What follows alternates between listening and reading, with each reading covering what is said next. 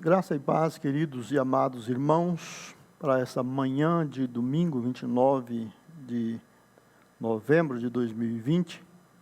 Nós estamos trabalhando nessas lives nos últimos domingos sobre 8 hábitos de um líder altamente eficaz. E hoje nós vamos ver o 7º desses hábitos e também um anexo que cai bem com o que nós vimos na semana passada, que é mentoreamento. Nós vamos basear hoje a nossa leitura no Evangelho de Marcos, capítulo 6, verso 32. O 7º hábito de um líder altamente eficaz é o hábito da comunhão. Marcos 6, 30 a 32. Os apóstolos voltaram de sua missão e contaram a Jesus tudo o que tinham feito e ensinado. Jesus lhes disse: vamos sozinhos até um lugar tranquilo para descansar um pouco, pois tanta gente ia e vinha que eles não tinham tempo nem para comer. Então saíram de barco para um lugar isolado, a fim de ficarem a sós. Então Jesus resolveu tirar um dia de folga com os discípulos e foram para um lugar onde eles pudessem ficarem juntos, a sós, ele e os discípulos, para um tempo de comunhão, quem sabe um piquenique, alguma coisa assim. Mas a gente já conhece a história e sabe que não deu certo. Apareceu mais gente do que antes.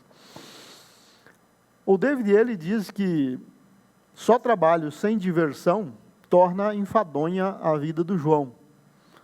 Isso quer dizer que a gente não vive só de trabalhar e fazer e acontecer. Como diz o poeta, em toda música há pausas, e a pausa faz parte da música. Então, um descanso, um tempo de comunhão, um tempo de lazer, é importante na vida e nas atividades ministeriais. O 7º hábito de um líder de célula altamente eficaz é: planeje atividades de comunhão na célula, no grupo ou no ministério, que você trabalha. Líderes altamente eficazes sabem tirar proveito do poder dos encontros sociais.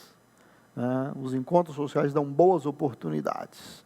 E esses encontros sociais, ou confraternização, koinonia, comunhão, como queiram chamar, têm um poder muito importante para a comunhão entre os cristãos. Vamos ver alguns dessas possibilidades poderosas que os encontros sociais nos dão. Primeiro, os encontros sociais aumentam a disposição, o interesse e o envolvimento da célula, ou do grupo, ou do ministério.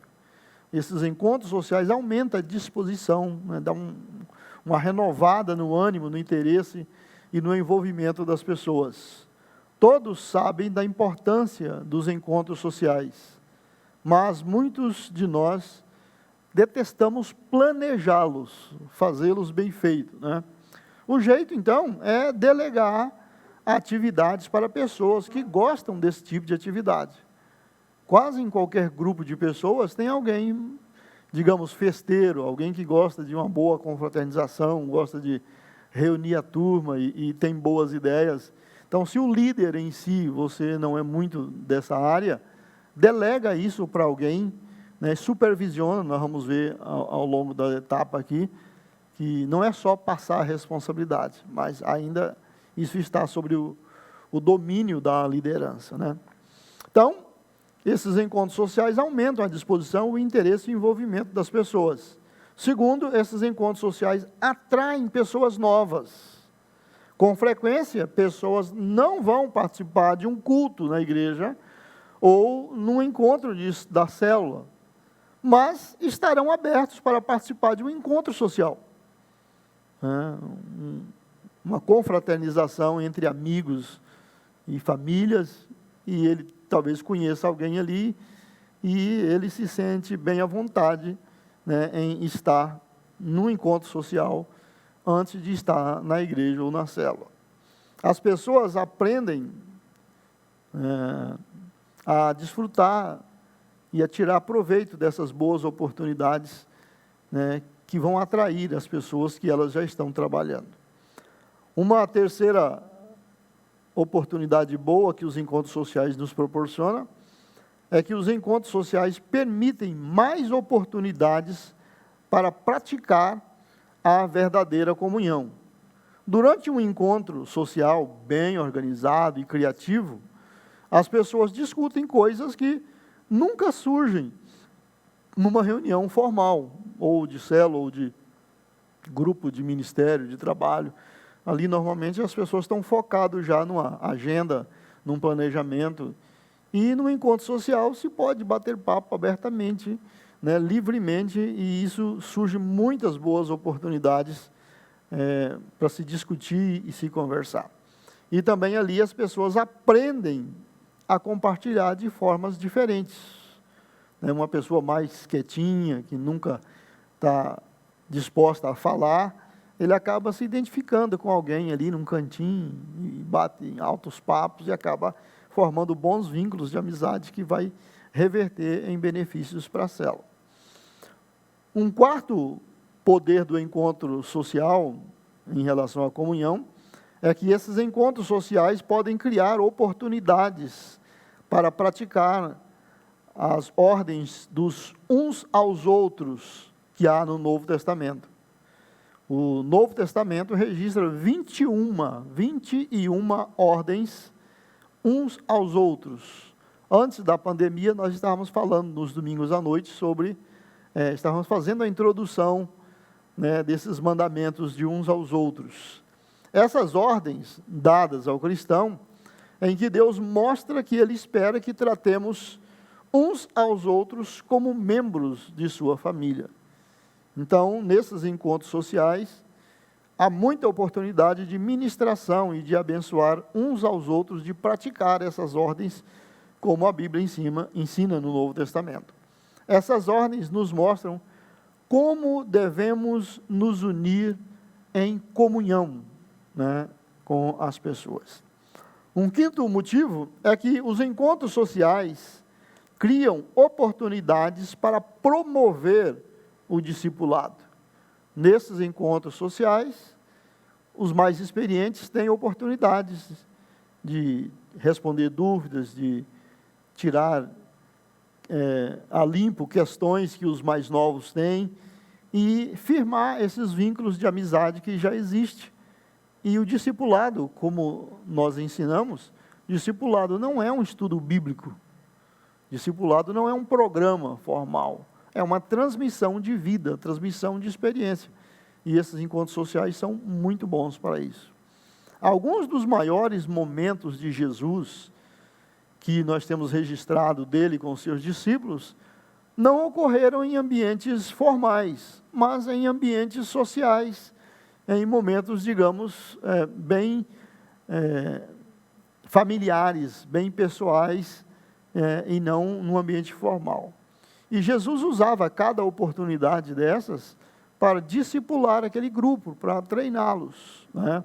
Alguns exemplos que nós temos na Bíblia, por exemplo, o primeiro milagre dele foi praticado num casamento. E ali ele estava com os primeiros discípulos e ele teve a oportunidade de ensinar muita coisa boa naquelas bodas em Caná, quando ele multiplicou água em vinho. Lucas 5 registra Jesus num jantar e, de alguma forma, ali apareceu a oportunidade e ele trouxe ensinamentos, né, muito preciosos, né, nesse jantar. Também nós vemos em Lucas 8, que numa viagem que ele estava fazendo num barquinho, ali atravessando o mar da Galileia, acabou surgindo oportunidade de ensinar, de transmitir experiência, falar da vontade de Deus, fortalecer os relacionamentos, né, durante o percurso e os incidentes que aconteceram. Em Lucas 11, por exemplo, nós temos um dos mais preciosos ensinamentos de Jesus num funeral, ou, digamos, nem era funeral, porque o homem já estava sepultado há 4 dias. Né? Ele foi visitar, né, a família de Lázaro, que havia morrido, estava sepultado, e naquela situação toda ali, ele se revelou como a ressurreição e a vida, e ele mostrou para os discípulos que, embora Lázaro já estivesse morto, aquilo iria resultar em glória para Deus, e também num bom crescimento para eles que viram ele orar e interceder diante de Deus, e com uma ordem, o Lázaro voltar à vida. Né? Mateus 12 fala também de, numa situação, numa colheita de trigo, ele aproveitou a ocasião para ensinar aos seus discípulos princípios e verdades muito boas. Né? Nessa colheita do trigo, ele passou pela lavoura e alguém falou que não deveria estar pegando espiga para comer, ou isso, ou coisa aquilo, e Jesus aproveitou para ensinar. Mateus 26, né, ele fez um jantar, teve um banquete, como era a Páscoa dos judeus, e ali ele ensinou também coisas maravilhosas, inclusive foi onde ele instituiu a ceia, onde ele falou da nova aliança, e onde ele prometeu que voltaria para nos buscar e só celebraria quando estivesse de volta. Então isso aconteceu num ambiente, né, social, muito interessante. Lucas 24 registra, por exemplo, outro ensinamento tremendo de Jesus, que foi durante uma caminhada. 2 discípulos estavam indo para Emaús e Jesus entrou no caminho deles, acompanhou eles e os 3 começaram a bater papo e, né, quando chegou lá, eles convidaram Jesus para jantar com eles e pousar. E na hora da refeição, eles, como dizemos nós hoje, caiu a ficha. Né? Aí Jesus falou, bom, eu já fiz o que eu tinha de fazer, e ele desapareceu e eles voltaram para Jerusalém para contar. Então isso foi um ambiente social, um ambiente familiar, algo totalmente fora, né, de uma sala de aula, de um templo, de uma sinagoga, de um lugar formal de ensinamento. Em todas as ocasiões, Jesus tinha razões para tirar motivos e ensinamentos. Um 6º motivo é que encontros sociais ajudam a vincular as pessoas novas à célula ou à igreja. Né? Pessoas novas chegam, participam, e se elas gostam, são bem recebidas, são bem tratadas, elas começam a participar, né, e elas se firmam ali, naquele grupo e na igreja, por causa daquela boa impressão que ela teve no encontro social. Use os encontros sociais como uma oportunidade para pessoas novas, né, fazer amizades com pessoas que já estão ali, né, na célula ou na igreja. Dê a elas a oportunidade de fazer novos amigos. Se alguém leva um amigo e ele apresenta para a equipe toda ali, aquela pessoa vai conhecer ou vai reencontrar pessoas que ele já conhecia e que ele nem sabia que era daquele grupo, daquele ambiente. Então isso vai fazer muito bem.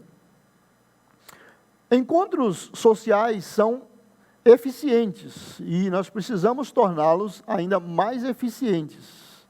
O importante, no caso dos discípulos de Jesus, e isso vale para os nossos também, o importante não é o que estavam fazendo, mas o fato de estarem fazendo juntos.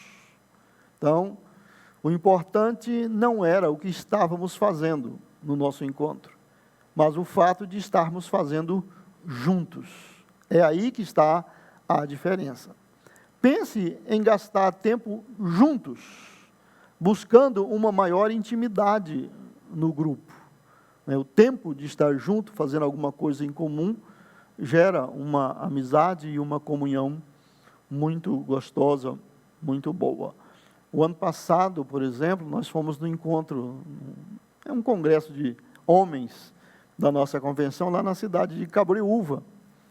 E alguns juntamos a turma e fomos em 2 carros. Foi muito gostoso, foi muito divertido.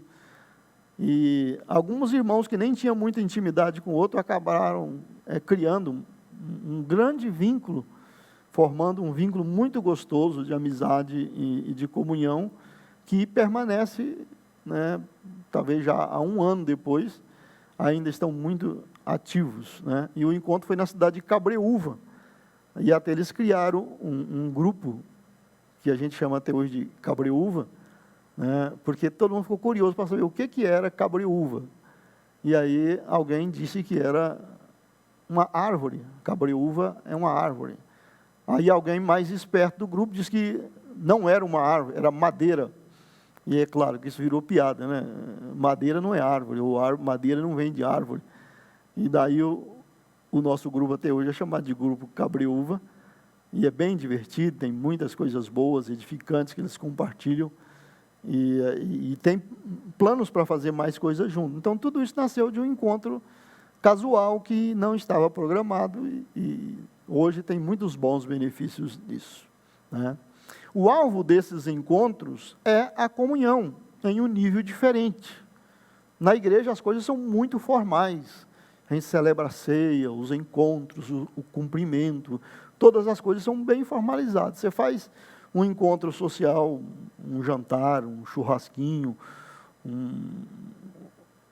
alguma coisa assim, né, o ambiente muda totalmente, né, e aquilo que for feito juntos ali faz toda a diferença, né? Isso é muito bom. Então, como é que a gente faz para tornar os encontros sociais bem eficientes? Primeira coisa, use variação, né? Use algumas atividades sociais para participar de projetos de serviço, outros para unir o grupo e outros para simples diversão, né? Imagina que alguém do grupo está doente, acamado, por exemplo, ou esteve hospitalizado. Pode juntar a turma toda, vamos passar lá na casa dela, vamos ajeitar a casa dela, vamos arrumar a casa para ela, ou que tal a gente ir almoçar junto, junta a panela lá, né? Ou a pessoa teve um problema na casa, vamos juntar a turma e vamos lá e fazer aquele serviço, pintar, arrumar aquela instalação. E aí gera um grande encontro motivado por fazer um serviço que é necessário e importante, mas gera mais comunhão e amizade, né? E muita coisa boa, muita coisa útil, né?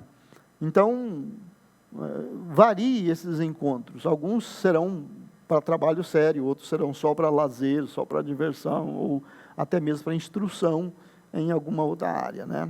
Planeje eventos específicos para os homens e outros para mulheres. Todos nós sabemos que os dois lados têm gostos e preferências diferentes. Então, promover sempre um único tipo de encontro vai sempre agradar um ou vai sempre sobrar para o outro. Então, promova um para os homens, promova outro para as mulheres, de vez em quando promova para as famílias juntos e assim por diante, né? E em alguns desses encontros também inclua, né, os filhos, em algumas outras não, pode ser só mesmo para os adultos, né? E assim também os jovens, os adolescentes, as crianças poderão ter a oportunidade também de terem os seus próprios encontros sociais e crescerem juntos. Uma segunda coisa, para tornar os encontros bem eficientes, use a influência da comida, né? Faça um encontro sem comida e alguns pensarão que se trata de apenas uma reunião. Se você providenciar comida, aí o encontro se tornará mais interessante. Se você providenciar comida exótica, né, comida diferente ou especial, aí o encontro se torna uma festa, né? Então, as pessoas terão alegria em participar, né, e também eles vão trazer os amigos, porque é um encontro gostoso, agradável, né, de se estar. Uma terceira coisa para tornar o encontro bem eficiente: não faça tudo sozinho, delegue. A sua liderança não é medida pelo que você pode fazer, mas pelo que você consegue que seja feito com a ajuda dos outros. Há pessoas com dons de organização e hospitalidade, dons espirituais, né, de administração, de organização e hospitalidade. Libere essas pessoas para elas exercerem as suas habilidades, os seus dons. Elogie, reconheça e apoie a iniciativa dessas pessoas. E permita que elas façam o trabalho. Né? As coisas não precisam ser só do nosso jeito, só do nosso gosto. Né? E outras pessoas sempre têm boas ideias que podem ser compartilhadas e experimentadas, com certeza, para o proveito de todos nós. Uma quarta coisa para tornar o encontro bem eficiente: planeje com antecedência. Planeje com bastante antecedência para que as pessoas envolvidas na organização tenham tempo suficiente para se preparar, né, para as atividades. E as pessoas da célula poderem agendar suas programações. Né? De vez em quando a gente percebe que é muito complicado fazer uma agenda, porque as pessoas têm atividades diversas e horários e responsabilidades diferentes, e o dia que dá para um não dá para o outro, no horário que dá para um não dá para o outro, então acaba tendo que fazer uma coisa onde a maioria possa participar, e no outro faça de outro modo, em outro dia, em outro horário, para que o outro grupo também, né, e essas outras pessoas possam participar. Uma quinta coisa: misture atividades com a reunião da célula. Né? É sábio misturar uma atividade social com o encontro da célula em determinadas ocasiões. Né? Como eu estou dizendo, às vezes não tem agenda. Não dá para as pessoas conciliar as outras atividades com uma atividade extra à reunião da célula para uma confraternização. Então, de vez em quando, faça as duas coisas numa só. Faça uma reunião, um encontro de célula, um encontro do seu grupo com uma confraternização. E as duas coisas podem caminhar juntos sem nenhum problema. Né? Fica muito gostoso. As pessoas vivem ocupadas, né, e conciliar atividades facilita para elas e até diverte, né? Tira da rotina diária. Uma sexta coisa: relaxem, divirtam-se e desfrute da presença uns dos outros. Às vezes, os relacionamentos são desenvolvidos mais facilmente em ambientes menos estruturados, menos formais. Né? Então, vá para a confraternização, vá numa boa, sem aquela pressa habitual, sem aquelas formalidades todas. E o principal ali é desfrutar da comunhão e da companhia daquelas pessoas. Né? Lembre as pessoas que o objetivo é se alegrar e estar juntos. O motivo de estarmos ali é para desfrutar da companhia uns dos outros, informalmente e com muita alegria. Observe como as defesas das pessoas começam a cair, começam a ruir, quando elas se abrem enquanto se divertem juntas. Né? Você acaba descobrindo que aquela pessoa super séria, ela tem tiradas de humor muito interessantes, ela tem histórias engraçadas, ou ela gosta de compartilhar tal e tal coisa. Então, é uma ótima oportunidade para se trabalhar essas coisas. Como nos outros hábitos de um líder de célula eficaz, a gente faz uma aplicação trabalhando com o que é bom para se formar o hábito. No caso aqui, criar o hábito de valorizar confraternizações, encontros sociais que geram comunhão. E na aplicação aqui, o David ele sugere a gente ler a lista das 52 possíveis atividades de comunhão que estão no livro, né, 8 hábitos de um líder altamente eficaz. Está lá na página 96 e 97 do livro. Tem 52 possíveis atividades de comunhão. E marque algumas delas para você fazer, que encaixa mais no seu perfil, no perfil da sua célula, né? Então, quem tem o livro aí, 8 Hábitos do Líder Eficaz, páginas 96 e 97, tem ali sugestões de atividades de lazer, de comunhão, né, que vão ajudar nesses encontros sociais. Então, planeje na primeira atividade e procure executá-la com sucesso. Se a primeira for muito bem sucedida, as portas estão abertas para as próximas, né? As pessoas vão querer outra coisa boa, né? Então, para começar, qual será a data e o local dessa confraternização, desse encontro social? E o que é que vai ser feito lá? Quais serão as dinâmicas, quais serão as brincadeiras, qual é o cardápio, quem está responsável por quê, né? Então, planeje tudo isso e vai na bênção que vai dar certo. Antes de planejar a segunda atividade social, leia a lista para a célula e pergunte se ela tem alguma sugestão, alguma ideia, né? Talvez até uma ideia nova que eles gostariam de realizar. Então, lá no livro tem essas 52, uma hora leia essa relação de sugestão para a célula, para o grupo que você convive. E aí, qual será a próxima que nós vamos fazer? Ou alguém tem alguma sugestão, alguma adaptação para isso aqui? Uma outra coisa, organize um calendário provisório, né, com aproximadamente um evento social por mês, por exemplo. Não precisa ser necessariamente por mês, pode ser a cada 45 dias, 60 dias, depende da agenda e de como é o ritmo da vida de cada pessoa. Mas faça um calendário provisório, porque se der para seguir à risca aquilo, que ótimo. Se não, a gente já tem pelo menos estabelecido e é só mudar, né, dia, horário ou alguma coisa assim. Procure também combinar atividades mais simples com atividades mais complexas.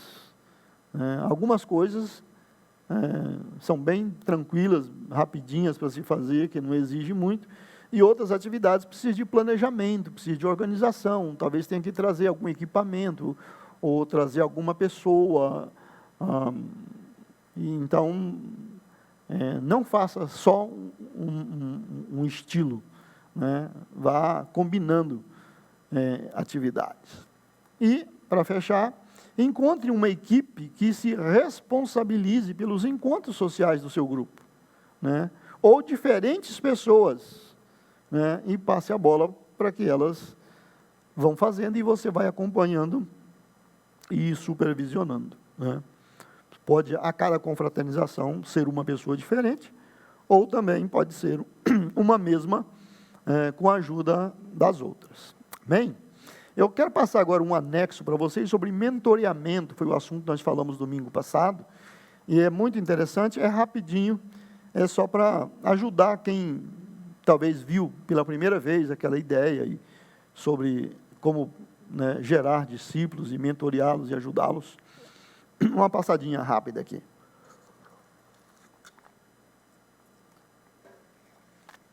Muito bem.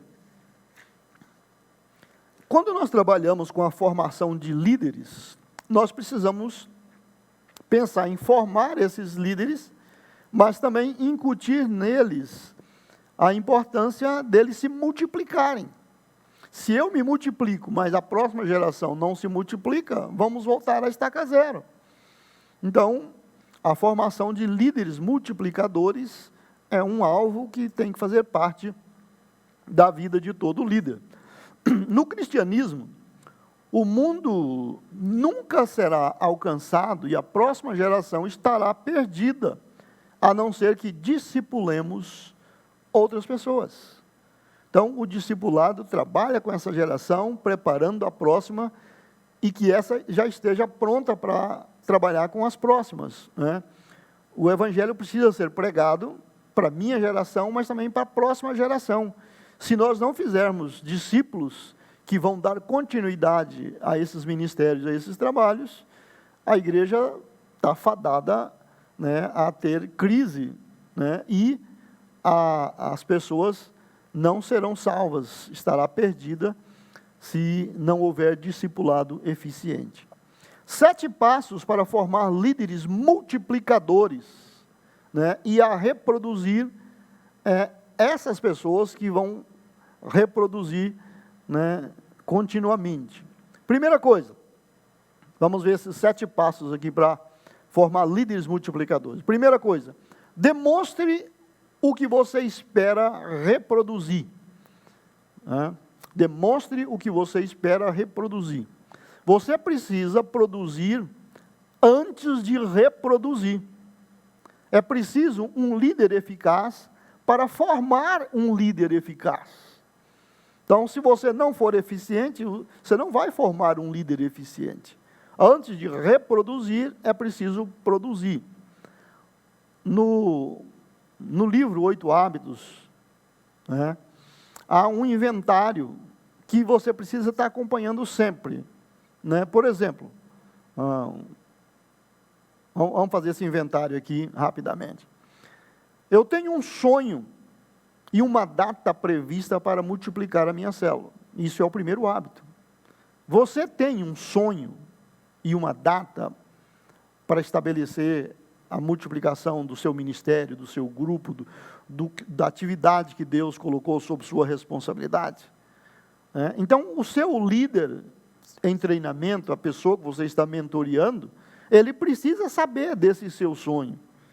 E ele precisa adquirir a habilidade de também criar e desenvolver o seu próprio sonho. Senão, né, se não houver sonho, não haverá envolvimento, engajamento no trabalho. Então, o primeiro hábito. Né? O segundo, eu gasto tempo qualitativo, tempo de qualidade e também quantitativo, qualidade e quantidade, em oração diariamente. Se você é um líder que não ora, por que você acha que o seu discípulo vai ser uma pessoa de oração? Se você não tem uma vida investida com qualidade e quantidade diariamente, você não vai reproduzir alguém que vai valorizar tempo e qualidade de oração. Então, você tem que estar olhando, né, os seus próprios hábitos, e aqui nós estamos fazendo um inventário disso. Eu formei o hábito de orar, né, de buscar a Deus em oração, de ter boa comunhão, mas como é que está sendo isso agora, depois de 6 meses, 1 ano, 2 anos? Né? Terceiro, eu separo tempo para convidar pessoas para a minha nova célula, é o terceiro hábito, é o convite. Você ainda faz isso? O seu auxiliar, os seus mentoriados, vê você fazer isso? Se você não faz, eles não veem, como é que isso vai ser formado na vida deles? Né? E algumas vezes você vai ter que levá-los com você, para eles verem como é que você faz. Se eles amam a sua liderança, eles vão amar o que você faz. E eles vão entender que aquilo é importante. 4, eu contato os membros da minha célula regularmente. Se você não faz isso, como é que eles vão ser estimulados a fazer se eles nunca foram contactados, ou raramente são, na vivência normal da célula ou do grupo de ministério? Então, você tem que ir corrigindo essa postura na sua própria vida ministerial e das suas atividades para isso funcionar.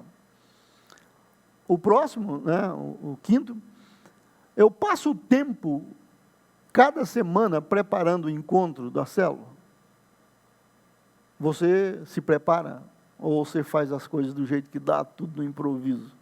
Se você não faz isso, e você não faz isso com ele juntos, então não adianta você dizer que ele tem que fazer isso, porque o mentoreamento, né, o discipulado, tem a ver com as experiências que se vive juntos.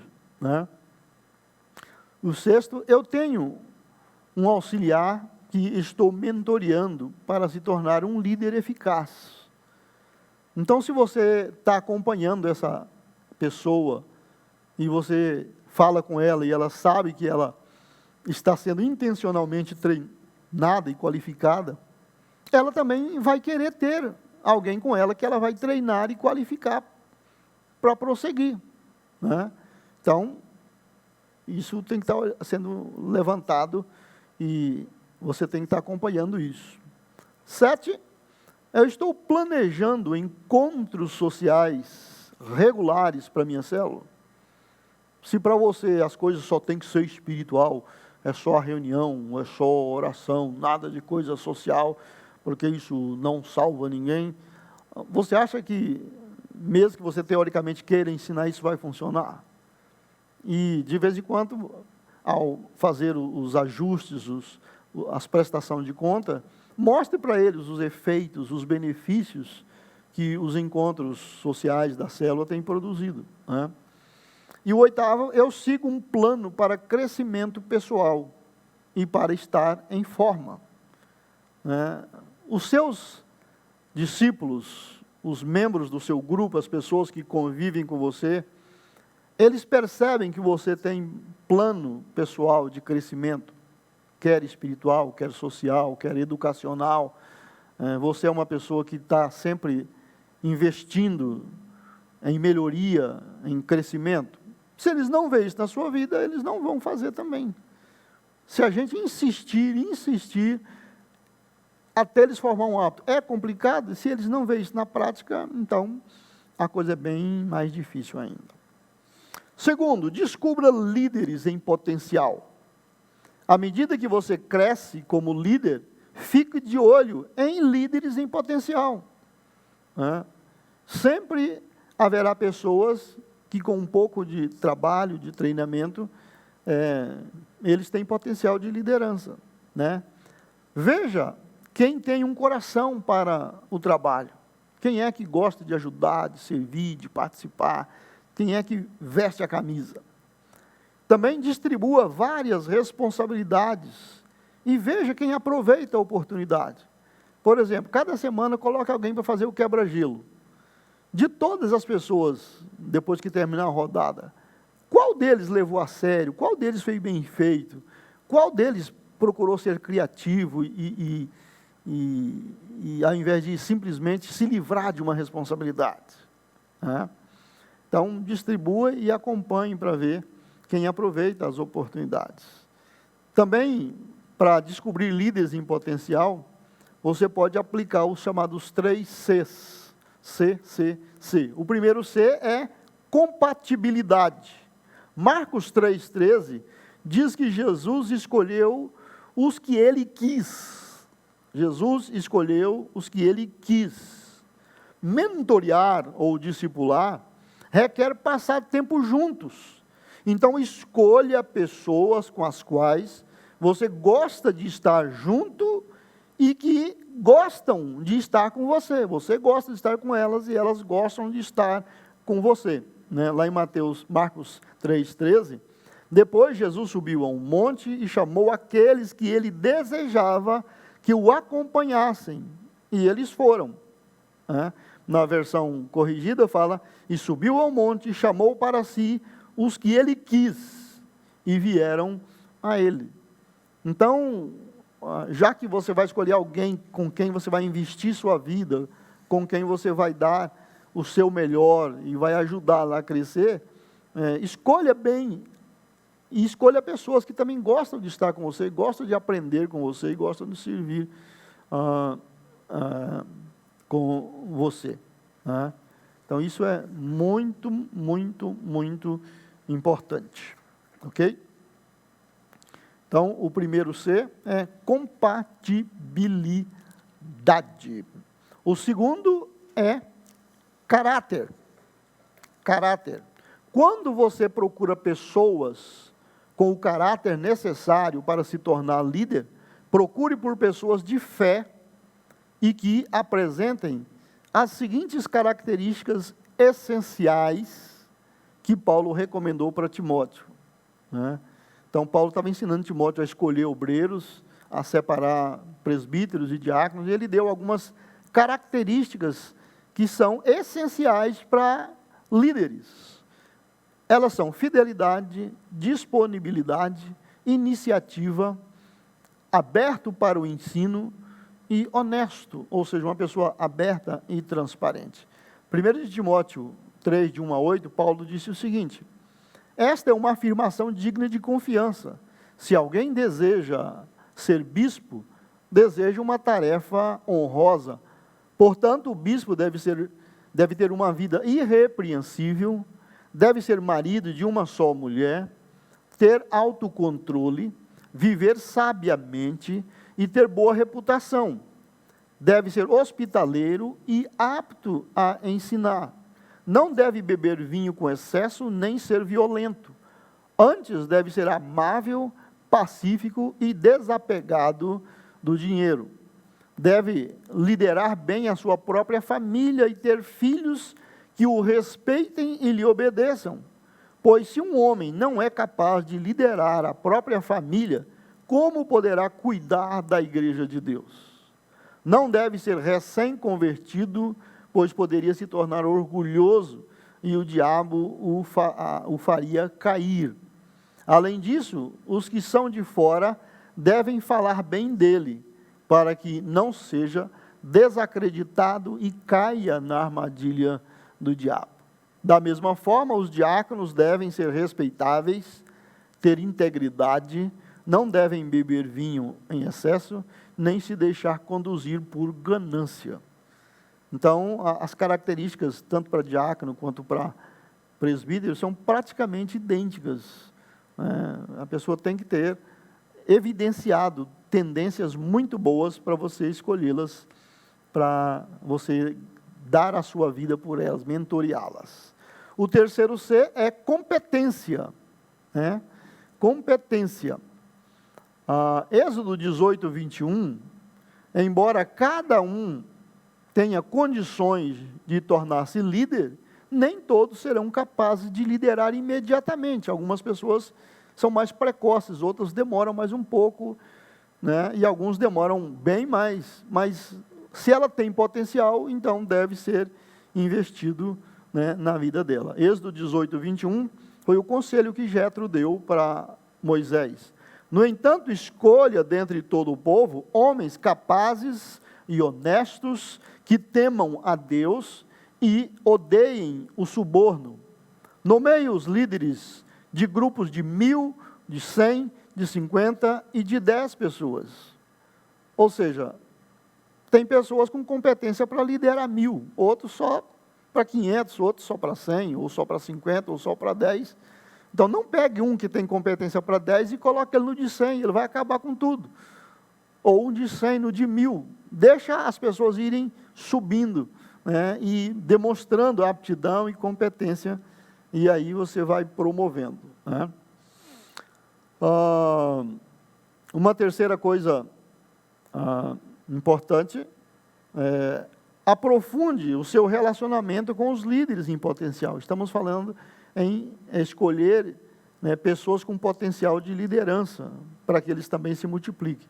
Aprofunde o seu relacionamento com líderes em potencial. À medida que você descobre líderes em potencial, esforce-se em conhecê-los melhor.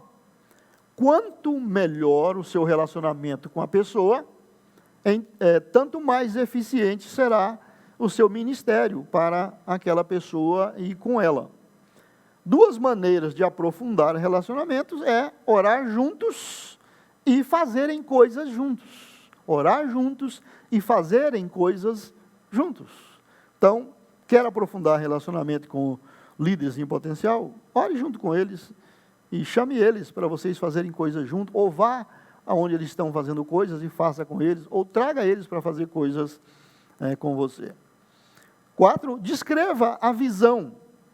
O motivo de alguns falharem em recrutar e mentorear líderes eficazes é que eles negligenciam a necessidade de descrever a visão, a sua visão, a visão que Deus deu para você, a visão que você tem daquele tipo de trabalho.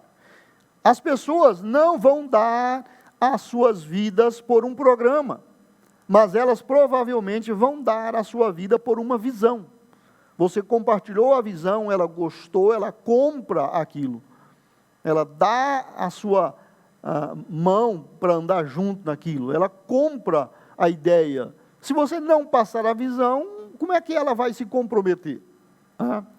O mentor precisa compartilhar desde o começo e com frequência a visão de transformar o mundo por meio de líderes eficazes e de grupos pequenos. Mesmo que você trabalhe numa cidade pequena, ou a sua igreja seja pequena, ou o grupo, o ministério, a sua célula seja um grupo pequeno, mas você deve mostrar para eles que a visão do reino de Deus é grande. Jesus diz que a seara é grande, e os trabalhadores são poucos, que precisamos orar e pedir a Deus, para nos dar mais obreiros.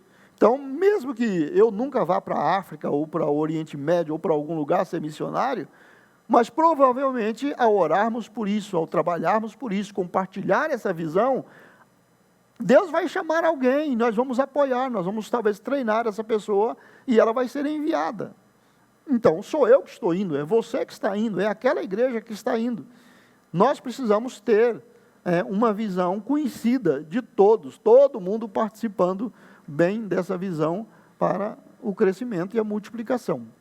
Se um auxiliar carece de motivação, é porque a visão não está clara para ele, Se ele está desmotivado e está sempre tendo que ser empurrado para frente, pode conversar e pode examinar que a visão não está clara para ele, por isso ele está desmotivado. Os elementos principais da visão é a visão da igreja. Qual é a visão da sua igreja? E se for uma célula, qual é a visão que essa célula tem de crescimento, de multiplicação e coisa e tal? Qual é a nossa visão em relação a crescer numericamente e nos multiplicarmos? Qual a visão do potencial de fazer a diferença? Nós somos poucos, nós temos só tais habilidades e competências, mas queremos alcançar coisas grandes. Como é que nós vamos fazer coisas maiores do que somos hoje? Então, você tem que acreditar no potencial e investir para que isso se materialize na vida do seu grupo. Um quinto elemento de nos ajudar a separar e a trabalhar para formar líderes multiplicadores. Determine o compromisso a ser assumido. Até que ponto a pessoa sabe e o que ela realmente tem que fazer. Quando Jesus chamou os seus discípulos, ele explicou o compromisso que este chamado envolvia. Ele não deixou ninguém enganado. Ele deixou que eles percebessem qual era o seu objetivo. Então ele lhes passou a visão de serem pescadores de homens. Eles compraram a ideia que Jesus passou para eles. Marcos 1, 16 a 20, enquanto andava à beira do mar da Galileia, Jesus viu Simão e seu irmão André, jogavam redes ao mar, pois viviam da pesca. Jesus lhes disse: venham, sigam-me, e eu farei de vocês pescadores de gente. No mesmo instante, deixaram suas redes e o seguiram. Pouco mais adiante, Jesus viu Tiago e João, filhos de Zebedeu, consertando redes num barco. Chamou-os de imediato e eles também o seguiram, deixando seu pai Zebedeu no barco com os empregados. Veja bem, eles entenderam o chamado. Então, eles tinham uma ideia do que viria pela frente. Embora a gente nunca saiba o futuro todo, mas você tem que saber, pelo menos, por que eu estou deixando isso e passando a fazer isso? Por que fazemos desse jeito e não desse jeito? Por que temos tais intenções e não tais intenções? Então, a pessoa tem que ter um compromisso com uma visão que para ele é bem clara. Uma sexta coisa, desenvolva esses líderes. Quando eles aceitarem o compromisso de se tornarem ajudantes, auxiliares, treine-os para liderar grupos. Eles vão estar ali não só para fazer, mas para liderar pequenas coisas no começo, coisas maiores depois, e um dia até assumir grandes responsabilidades. nunca devemos pedir para as pessoas fazerem alguma coisa para a qual elas não foram treinadas. Então, antes de passarmos uma responsabilidade, precisamos dar algum treinamento, alguma qualificação, ajudá-lo a fazer aquilo antes delas realmente assumir qualquer responsabilidade. Há 4 passos discerníveis no processo de treinamento de líderes. Então, para treinar líderes, tem 4 passos, né, que precisam ser discernidos. O primeiro deles, sirva de modelo. Você sirva de modelo. Eu sirva de modelo. Deixe que eles observem você realizar o ministério. Esse ministério que você está querendo seguidores, né? Mateus 9, 32 a 38, está escrito o seguinte: quando partiram, foi levado a Jesus um homem que não conseguia falar, porque estava possuído por um demônio. O demônio foi expulso e em seguida o homem começou a falar. As multidões ficaram admiradas. Jamais aconteceu algo parecido em Israel, exclamavam. Os fariseus, contudo, disseram: ele expulsa demônios, porque o príncipe dos demônios lhe dá poder. Jesus andava por todas as cidades e todos os povoados da região, ensinando nas sinagogas, anunciando as boas novas do reino, curando todo tipo de enfermidade e doença. Quando viu as multidões, teve compaixão delas, pois estavam confusas e desamparadas, como ovelhas sem pastor.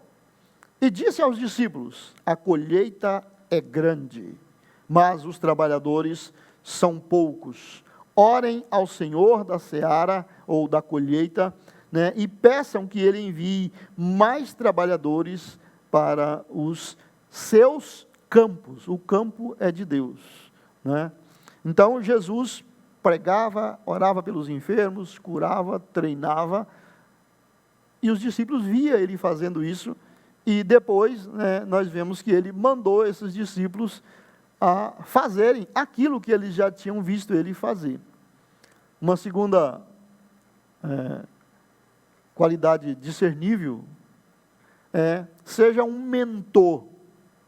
Deixe que eles ministrem enquanto você observa, né?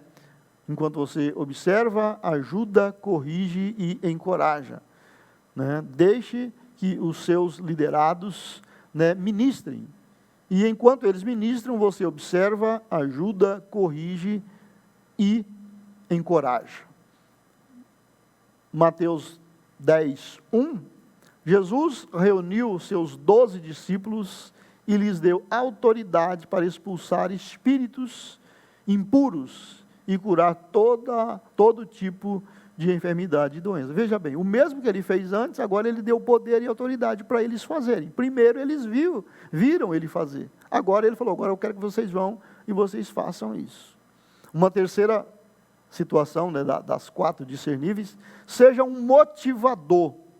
Deixe que eles realizem o trabalho enquanto você os encoraja, né, de uma certa distância. Deixe eles agirem e você não fique tão próximo, apenas observe e motive, encoraje eles a fazerem o trabalho. Mateus 10, 5 e 6, Jesus enviou os 12 com as seguintes instruções: não vão aos gentios, nem aos samaritanos, vão antes às ovelhas perdidas do povo de Israel. Antes de grandes aventuras internacionais, culturas, costumes diferentes, comece a fazer por aqui, por perto, né? Comece a trabalhar num ambiente mais controlável, e à medida que tem sucesso aqui, então vai ampliando esses horizontes. E a 4ª característica discernível na formação de líderes é: seja um multiplicador, né? Os discípulos originais, né, eram 12, Jesus escolheu 12 e os treinou para serem apóstolos, né, serem discípulos, e depois eles se multiplicaram para 70, né? Lucas 10:1 fala isso. Depois disso, o Senhor escolheu outros 70. Tem versões que falam 72. Nessa nova versão transformadora mesmo fala 72. Tá? Mas não é essa a questão, né?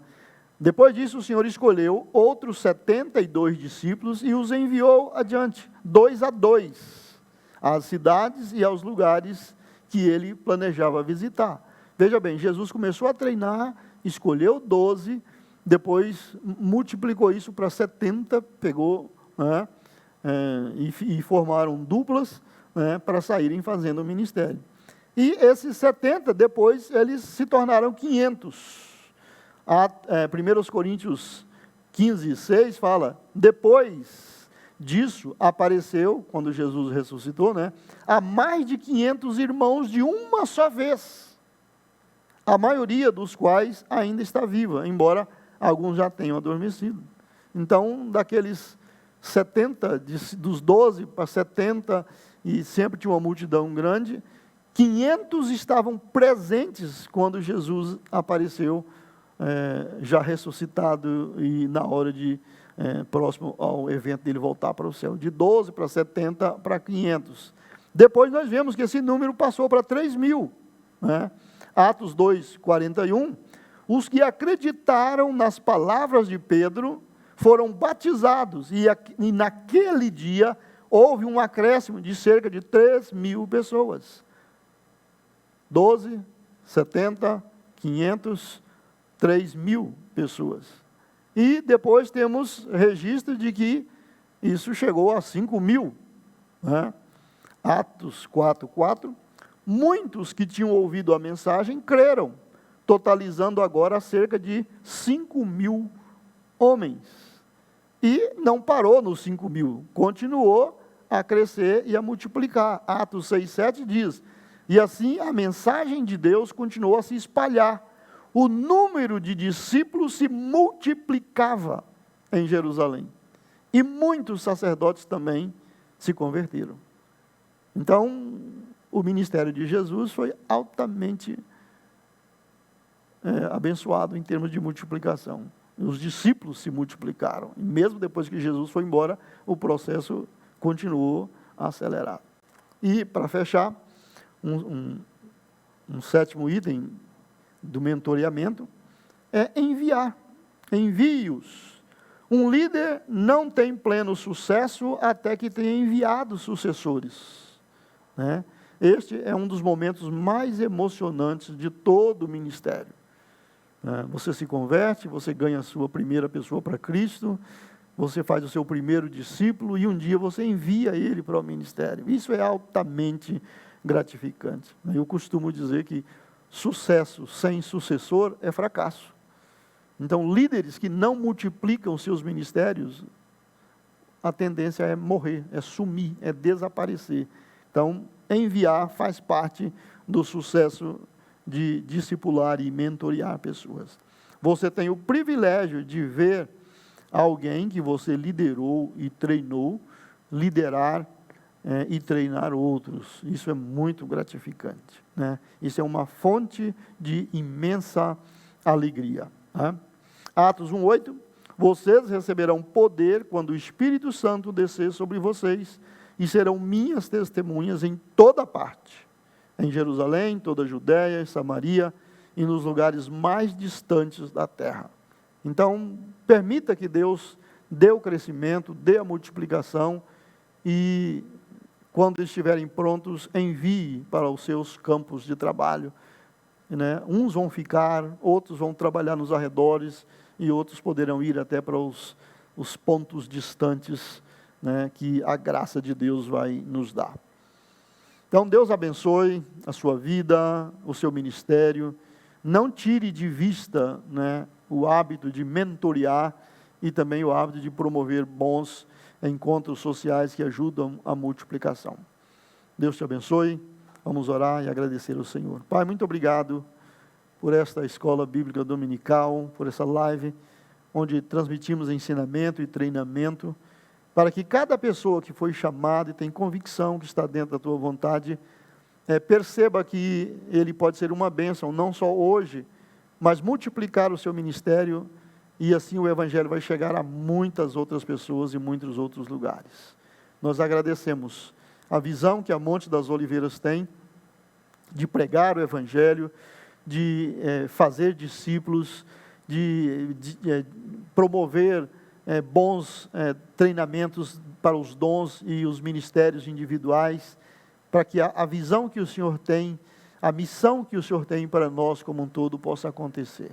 Por tudo isso, Senhor Deus, nós antecipamos o nosso louvor, a nossa gratidão, em nome do Senhor Jesus.